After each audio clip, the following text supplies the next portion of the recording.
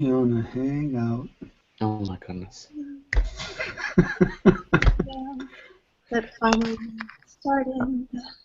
Sing it. Sing it for us, Hooper. Late night when you wanna hack my biz. Call me on a hangout.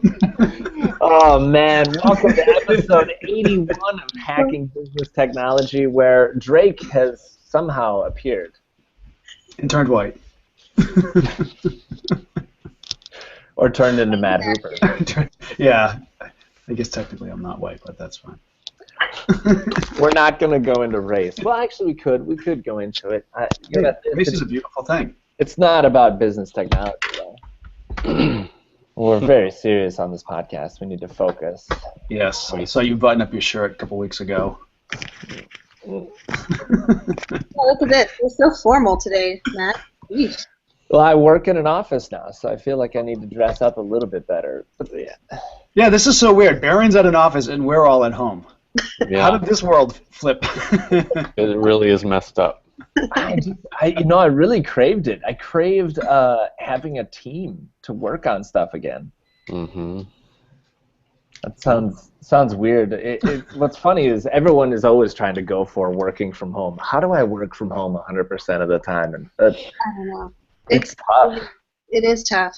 I don't know. I think it's people wish they could work from home more, then they get a lot of that, and then they wish they could go back. It's like we can just never please humans.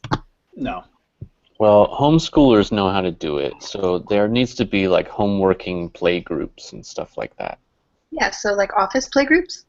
Yeah, but homeschoolers have an agenda. Well, that is definitely true. Tell me a worker who has an actual agenda for what they're going to accomplish that day. Or how to accomplish it. I guess isn't that sort of that's panacea for me, is just being able to get to proper task management. Mm. Someone asked me the other day, well, you take all these notes, but then what happens to it? Like, how do you actually take action on those notes? I think it's a good question, and that's kind of what homeworkers really struggle with, is how do I stay focused? Every worker struggles with that. Mm-hmm.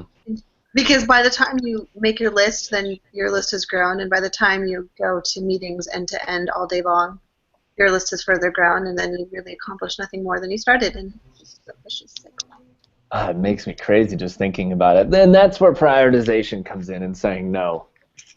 Well, saying no, and I think just like we need to hashtag kill email, it's like hashtag kill meeting.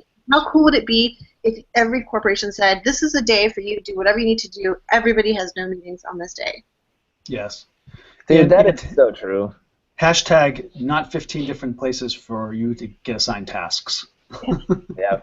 Also true. Unified tasks. And, I think the closer we get to microservices and API first tools, we'll get to that point where someone says, listen, a new employee comes into the organization, they say, all right, what do you guys use to manage tasks around here? And someone else just says, we just leverage the task microservice. And then it doesn't matter which tool you use. You just need to tie your task engine into.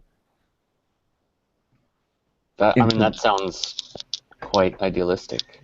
It is idealistic, but I think it's where some companies are trying to go. Companies that have embraced DevOps, companies Is that like that, MuleSoft? Are you talking like a MuleSoft or a if this then that kind of thing?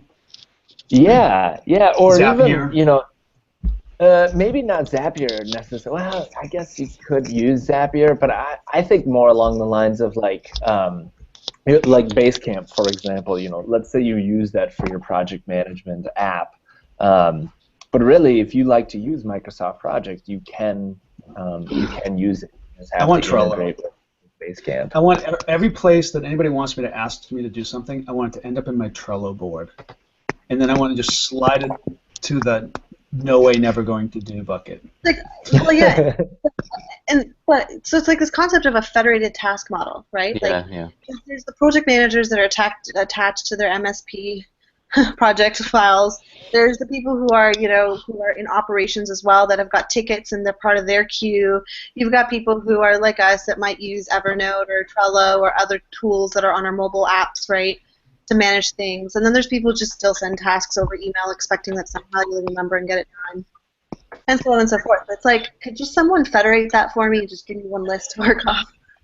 So yeah, that so email, like a, the email example is swivel seats. That is the manual automation.